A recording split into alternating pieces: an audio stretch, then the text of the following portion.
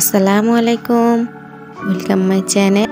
আজকে আপনাদের তৈরি করে দেখাবো ভাপা কুলি পিঠা। কিভাবে খুব সহজেই মজার কুলি পিঠাটা তৈরি করতে পারেন তা আজকে দেখাবো।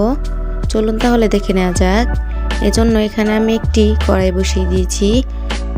দিয়ে দিচ্ছি মেজারমেন্ট কাপের 1 কাপ নারকেল কোড়ানো, হাফ কাপ খেজুরের গুড়। এখন ভালোভাবে মিশিয়ে আমি একটা পুর তৈরি করে নিব। আমি ভালোভাবে মিশিয়ে এই পুরটা তৈরি করে নিয়েছি। আমি একটু দেখিয়ে দিচ্ছি আমার পুরটা কিরকম হয়েছে। আমি দিয়ে দিচ্ছি 1/4 কাপ গুঁড়া দুধ। এটা টেস্টটা আরও ভালো আসবে তাই দিয়ে দিচ্ছি, আপনারা চাইলে বাদ দিতে পারেন। ভালোভাবে একটু মিশিয়ে নিচ্ছি। এই পর্যায়ে চুলাটা বন্ধ থাকবে, না হয় গুঁড়ো দুধটা পুড়ে যাবে। মিশিয়ে নেওয়া হয়ে গেছে, এখন একটা সাইডে রেখে দিব। আমি পিঠার জন্য ডো তৈরি করে নেব। এখানে একটি পাতিল বসিয়ে দিয়েছি। দিয়ে দিচ্ছি মেজারমেন্ট কাপের 2 কাপ পানি, 1 চামচ লবণ। ভালোভাবে একটু মিশিয়ে অপেক্ষা করছি বলক আসা পর্যন্ত।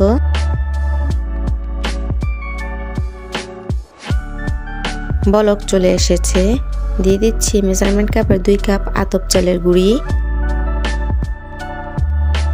মাঝখানটাতে একটু ছিদ্র করে ঢাকনা দিয়ে ঢেকে দিব 15 মিনিটের জন্য।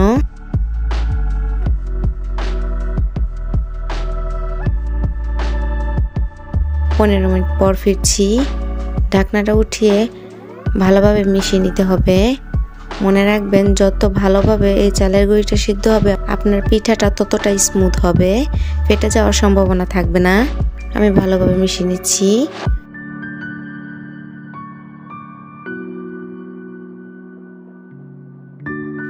আমার মিশিয়ে নেওয়া হয়ে গেছে। এখন একটি প্লেটে ঢেলে নিব। কিছুটা ঠান্ডা হয়ে গেলে হাত দিয়ে ভালোভাবে মেখে নিতে হবে। এই কাজটা গরম থাকা অবস্থা করতে হবে, পুরোপুরি ঠান্ডা করা যাবে না।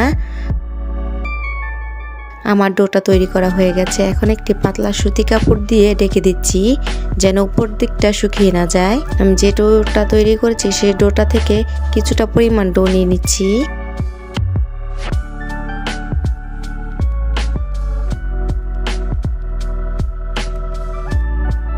আমরা যে রুটি বেলার পিঁড়ি থাকে সেই রুটি বেলার একটি পিঁড়ি নিয়েছি। হাত দিয়ে ডলে গোল করে নিচ্ছি। এরকম গোল করা হয়ে গেলে এখন এক সামান্য আটা হাতে নিয়ে বা চালের গুঁড়ো হাতে নিয়ে এরকম গোল গোল করে ঘুরিয়ে নিতে হবে। এটা শিখে দেওয়ার কিছুই নেই, দেখে বুঝে নিতে হবে কিভাবে আমি এই পিঠাটা তৈরি করছি।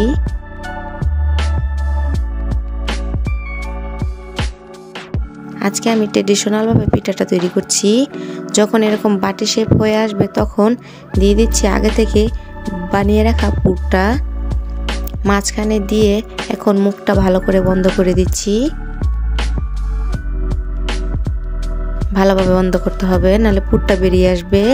এখন সাইডে এরকম বর্ডার করে দিচ্ছি। আপনারা চাইলে এইভাবে রেখে দিতে পারেন। আমি দেখার সুন্দর যে বর্ডারটা তৈরি করছি। আমার একটা পিঠা তৈরি করা হয়ে গেছে। এখন একটি প্লেটের উপর রেখে একটি সুতি কাপড় দিয়ে ঢেকে দিচ্ছি যেন উপরে ড্রাই না হয়ে যায়।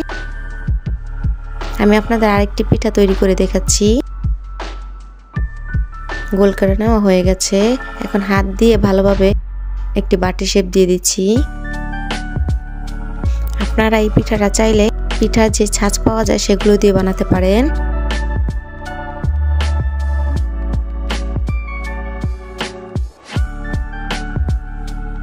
এখন দিয়ে দিব আগে থেকে রেডি করা পুরটা।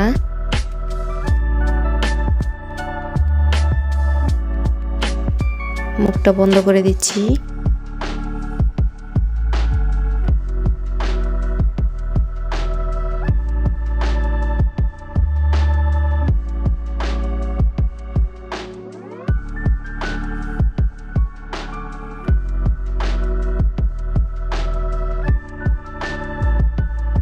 দেখার সুন্দর যে সাইডে বর্ডার দিয়ে দিচ্ছি।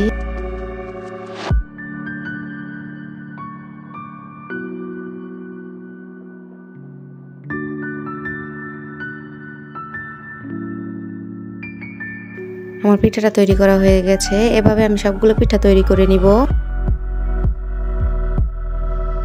আমার মেজারমেন্ট কাপের 2 কাপ চালের গুঁড়িতে 18টা পিঠা হয়েছে। আপনাদের কম বা বেশি হতে পারে পিঠার সাইজ অনুযায়ী। আমি পিঠাটা ভাপে দেওয়ার জন্য এরকম ছিদ্রযুক্ত একটি পাতিল নিয়েছি। পাতিলটার উপরে সুতি একটা কাপড় দিয়ে দিয়েছি। দিয়ে দিচ্ছি পিঠাগুলো।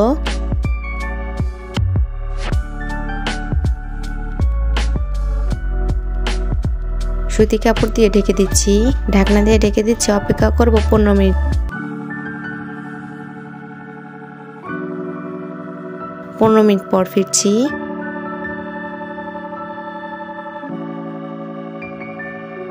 ঢাকনাটা উঠিয়ে আমি কাপড়টা সাবধানে সরিয়ে নিচ্ছি। এই কাজটা অবশ্যই সাবধানে করতে হবে। আমার পিঠাগুলো তৈরি হয়ে গেছে। নামিয়ে আপনাদের একটু দেখিয়ে দিচ্ছি। দেখলেন তো কিভাবে খুব সহজে ভাপা কুলি পিঠাটা তৈরি করা যায়, আর খেতে আলহামদুলিল্লাহ অনেক মজার। ভালো লাগলে আমার ভিডিওটি লাইক দিবেন এবং প্লিজ আমার চ্যানেলটি সাবস্ক্রাইব করবেন এবং ফ্রেন্ডস অ্যান্ড ফ্যামিলির সাথে শেয়ার করবেন। আমার ভিডিওটি দেখার জন্য আপনাদের সবাইকে অসংখ্য ধন্যবাদ। সবাই অনেক ভালো থাকবেন। সবাই সবার জন্য দোয়া করবেন। আল্লাহ হাফেজ।